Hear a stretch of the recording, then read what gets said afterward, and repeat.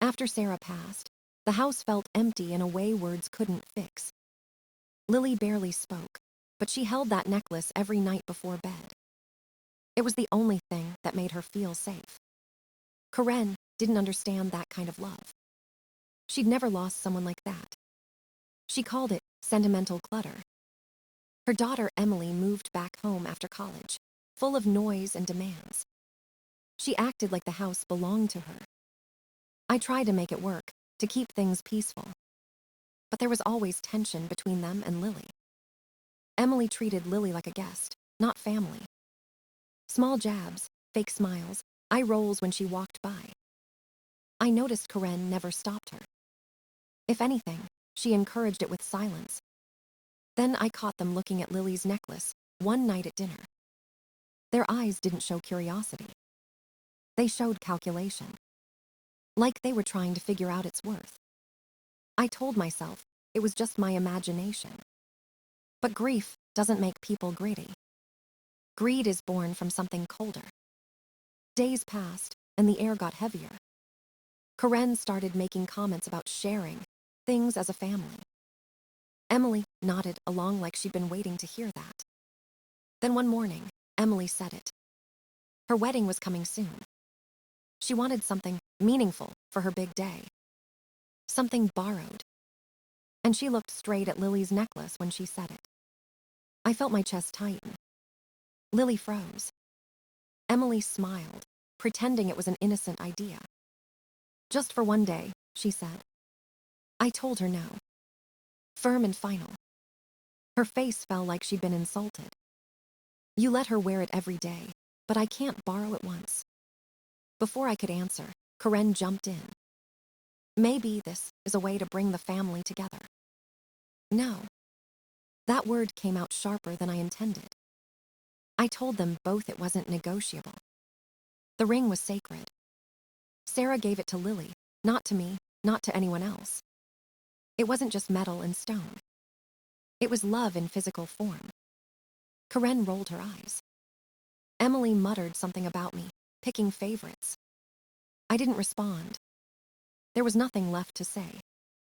But the look they shared after told me everything. This wasn't over. They wanted that ring. And people who want something that badly rarely stop at asking. That night, I checked on Lily before bed. She was holding the necklace, eyes red from crying. I'm okay, Dad, she whispered. But her voice trembled. I promised her no one would ever touch it. And I meant it. Even if it meant burning every bridge in this house. I didn't know it then, but that promise would soon be tested. And what came next would destroy everything we called family. The morning after that argument, the house felt tense. Karen barely looked at me during breakfast. Emily pretended everything was fine, humming while making coffee. But the silence between us said otherwise. Lily stayed quiet, clutching her necklace like it might vanish. I told myself things would settle down. They didn't. Over the next week, the comments kept coming. Karen said I was too protective. Emily said I was unfair. Every conversation turned into a guilt trip. They made it sound like I was the one causing trouble. I kept my temper, but inside I was boiling. I'd lost a wife, not my sanity. I wasn't about to let anyone rewrite what Sarah's ring meant. Then came the money talk. Emily wanted help paying for her wedding venue. She didn't ask. She assumed. We already booked it, she said like it was nothing. $7,000. Not a small favor. I asked why she hadn't talked to me first. She looked offended, like I'd broken a promise. I thought you cared about family, she said. Family. They kept using that word like a weapon. I told her I'd help within reason. But she pushed harder. If you're paying, maybe we could revisit the ring idea, she added. I froze. She wasn't done with it. Karen joined in right away. It's just for a few hours, she said. She'll give it right back. They didn't get it. It wasn't about hours. It wasn't about a photo. It was about respect. I told them both again. No means no. Karen sighed like she was the victim. Emily stormed off to her room. I sat there, staring at the empty chair across from me. It was Sarah's chair once. I could almost hear her voice telling me to stay strong. So I did. That week I paid for the venue, kept my word. But the tension didn't fade. Emily stopped talking to me unless she needed something. Karen moved through the house like a ghost. Every time I walked in, they'd go quiet. They thought I didn't notice. I did. I started locking the bedroom door at night. Not because I was scared. Because I didn't trust them anymore. One evening, I caught Karen standing outside Lily's room. When she saw me, she jumped. I was just checking on her, she said. I didn't respond.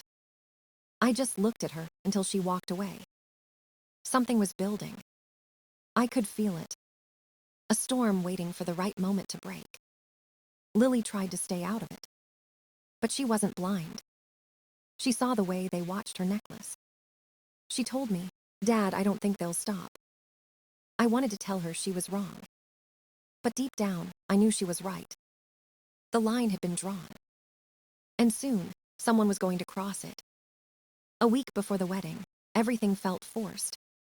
Karen smiled too much. Emily acted sweet, overly sweet, like she was rehearsing kindness. Then one afternoon, she asked Lily to hang out. Just a movie night, she said. Just us girls. Lily looked surprised but hopeful.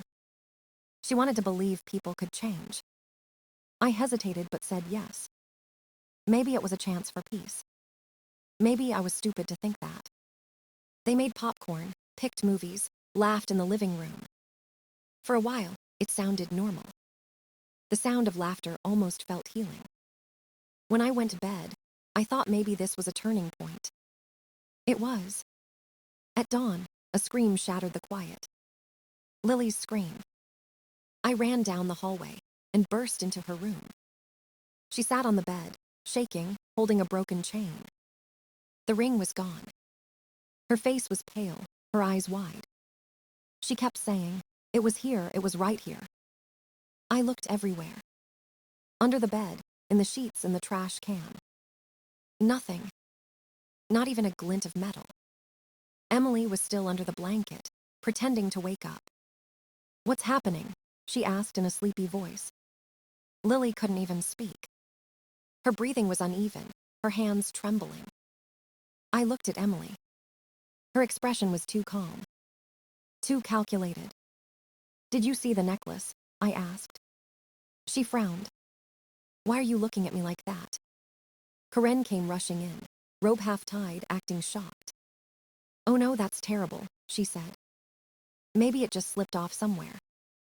It didn't. That chain didn't just break. It was yanked. I could see the marks on the metal. But I didn't shout. I just said, "We'll find it." We tore the room apart again. Still nothing. Emily scrolled on her phone, annoyed by the search. Karen hovered, offering empty sympathy.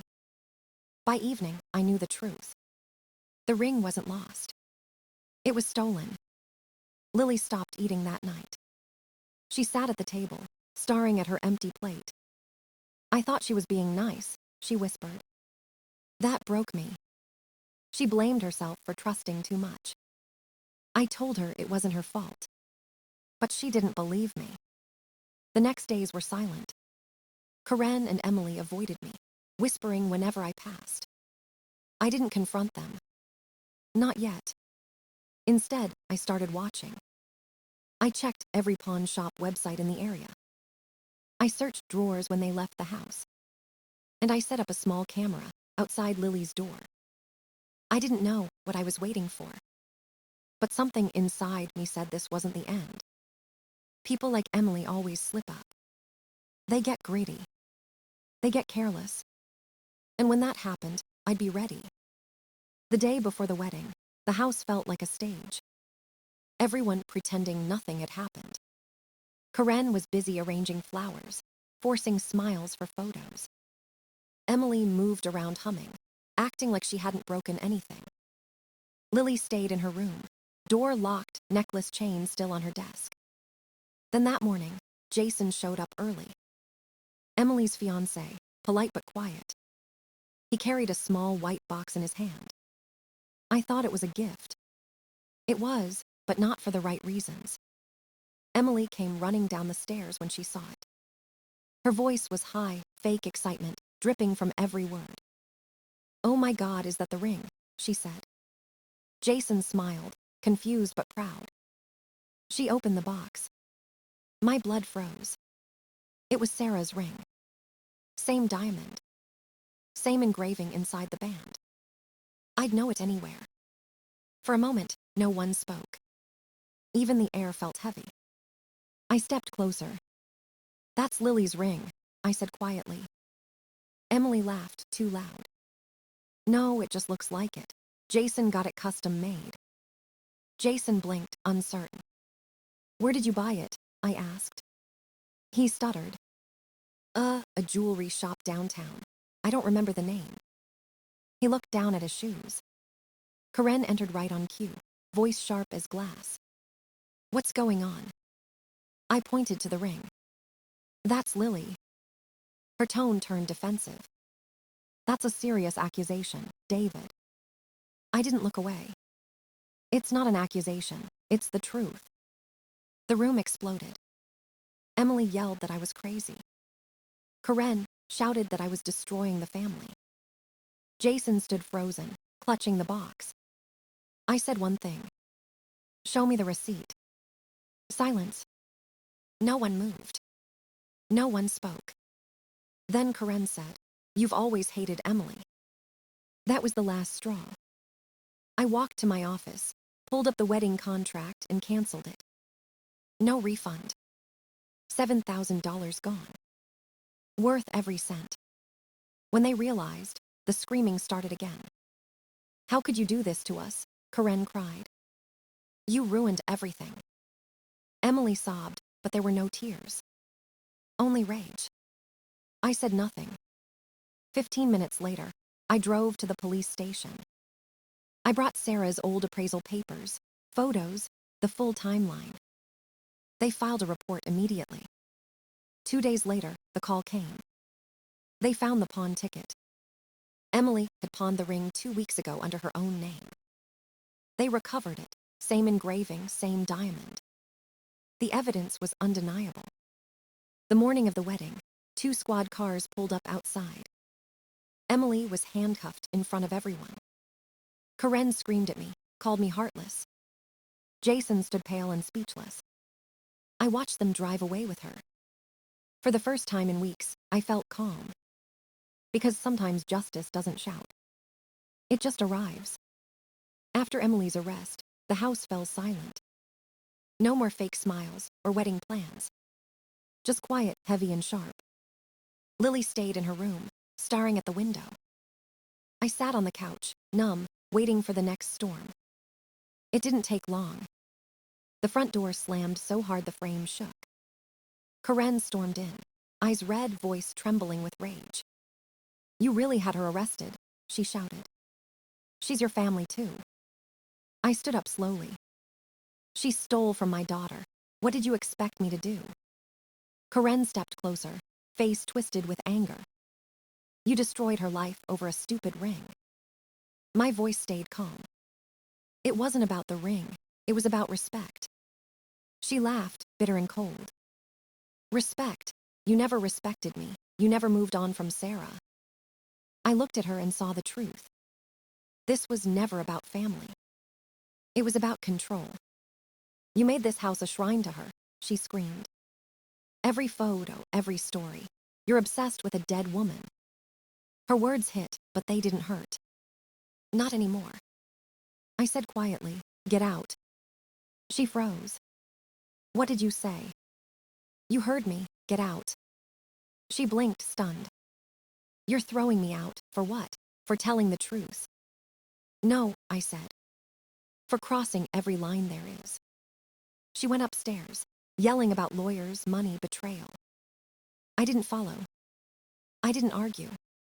When she came down an hour later with a suitcase, Her anger had turned to venom. "You'll regret this," she spat. "Everything you have, I helped build." I said nothing. The door slammed again, and she was gone. The silence that followed was different this time. Peaceful. Lily peeked out from her room. "Is she gone?" she asked softly. "Yes," I said. She nodded, eyes tired but calm.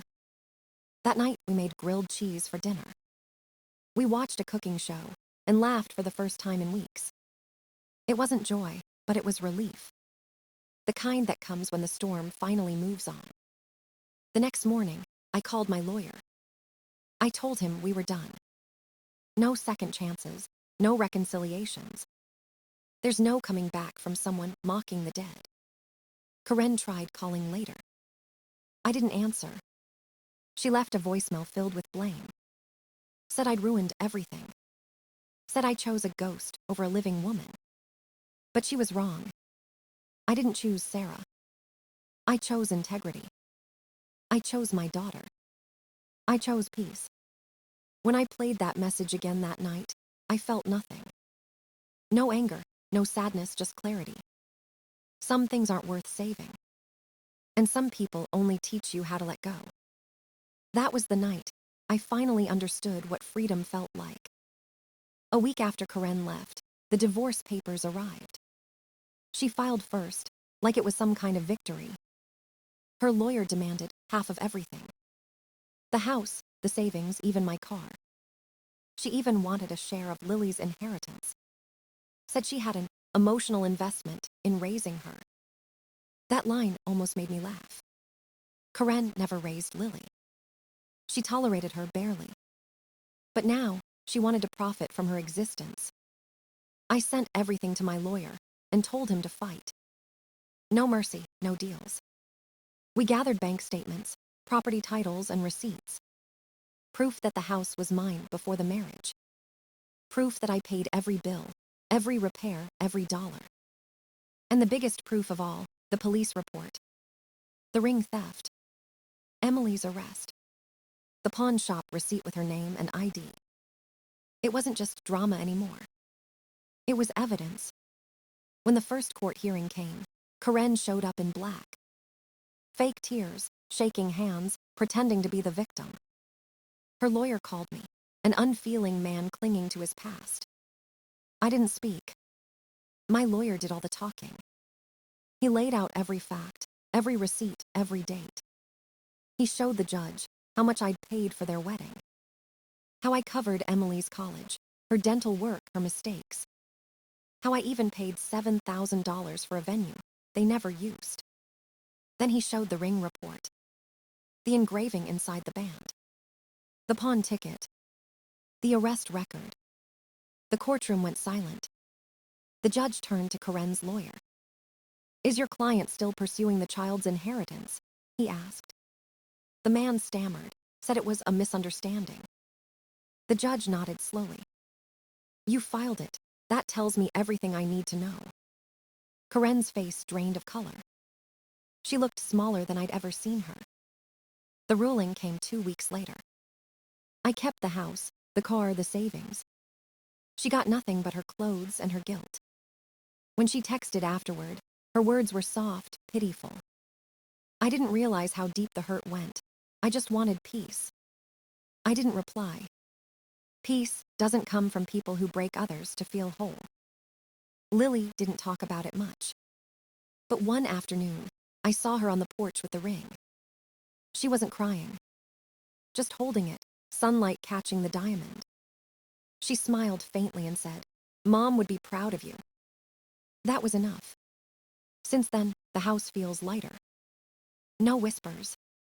No judgment. Just quiet mornings and laughter in the kitchen. The ring now sits in a small wooden box on Lily's desk. She doesn't wear it anymore. She doesn't have to. Its meaning has already returned home. Sometimes I still think about Sarah. Not with grief, but with gratitude. Because even in death, she reminded me what family really means. And this time, I won't forget it. The house is quiet now. Not empty, just peaceful. No shouting, no tension, no pretending. Lily hums while she makes breakfast. Sometimes she laughs, real laughter, not the forced kind. The ring stays in a wooden box on her desk. She opens it every morning, touches it gently, and smiles. It's not a reminder of pain anymore. It's a promise kept. I spend my evenings in the garage, fixing an old car. Grease on my hands feels better than guilt in my chest. Each sound of the wrench reminds me that life still moves forward. Karen is gone. Emily is just a story people whisper about online. Their noise no longer echoes in my walls. I don't feel angry anymore. I don't feel sad. I just feel free. Sometimes I still talk to Sarah when the night is quiet. I tell her Lily's okay. I tell her the ring is safe. And I tell her I finally learned that peace isn't given. You earn it when you stop chasing people who never cared to stay. This time I choose peace.